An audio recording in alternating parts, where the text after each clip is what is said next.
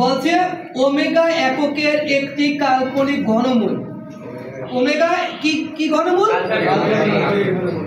যদি তাই হয় বলছে ওমেগার পর 8 মাইনাস ওমেগার পর 4 এর মান কত? তাহলে এইটুকু হলো মূল অঙ্ক। তাহলে মূল অঙ্কটা আমি তুললাম। আচ্ছা, এখানে ওমেগার পর 8 আছে লিখলাম। ওমেগার পর -4 বলতে কি বোঝায়? 1 বাই ওমেগার পর। হ্যাঁ, আমরা জানি x এর পর ইনভার্স মানে 1 বাই x।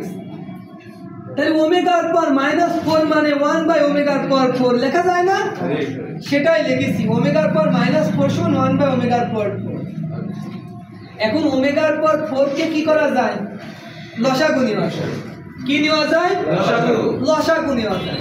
এখন এই ওমেগার পর 4 যদি এই ওমেগার পর 8 এর সাথে গুণ করি, ওমেগা ওমেগা ভিত্তি সেম, তার মানে পাওয়ারের পরে যোগ হবে।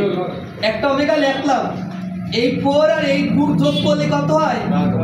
মাইনাস যে মাইনাস, ওমেগার পর 4 কে ওমেগার পর 4 দ্বারা ভাগ করে কেটে দেয়, থাকে কি 1। এখন আমরা জানি হলো ওমেগার পর কিউবের মান হলো 1। তাহলে কিউব আকারে ভাঙবো।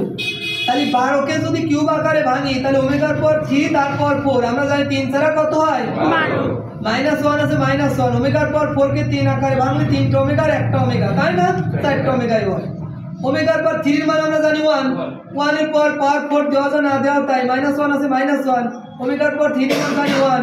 ওমেগা আছে ওমেগা, +1 -1 কেটে যায় 0 হয়। 1 ওমেগার সাথে গুণ করলে ওমেগাই হয়। 0 কে যা দিয়ে ভাগ করে তার মান কত? 0।